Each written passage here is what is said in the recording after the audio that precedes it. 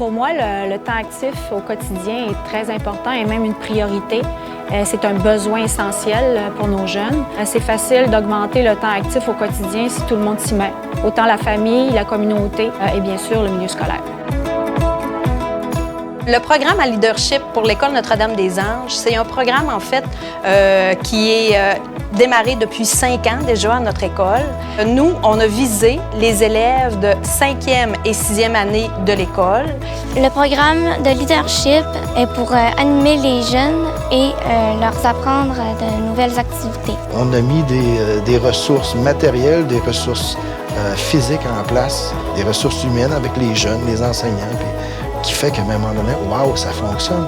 Les jeunes leaders nous aident à diversifier les pratiques d'activité physique. Ça favorise le jeu actif, puis le jeu libre aussi. Parce qu'ils ont envie de bouger. Ils attendent juste qu'on mette tout ça en place pour en profiter. Là. Je pense que c'est un peu ça. Et ça fait un environnement qui est le fun et qui est sain.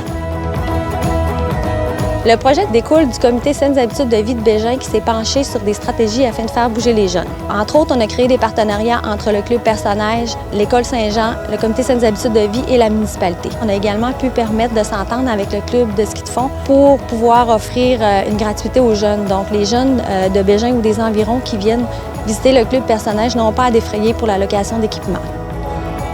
J'aime ça aller avec l'école parce que ça me permet de faire du sport. Le Patro a 70 ans, puis notre outil premier des 70 dernières années, c'est le loisir. Alors, c'est à partir de là qu'on met tout en œuvre, c'est-à-dire particulièrement au niveau des infrastructures, au niveau de la formation. On croit fortement qu'un moniteur devient le modèle du jeune. Le Patro, l'été, c'est 700 jeunes. Et on remplace les mathématiques et le français par la baignade et le canot. Au niveau des environnements favorables, les milieux scolaires ont un rôle important à jouer, d'après moi. Au niveau des commissions scolaires, il y a vraiment toute la partie des politiques, la mise en place de politiques, les croyances, les valeurs.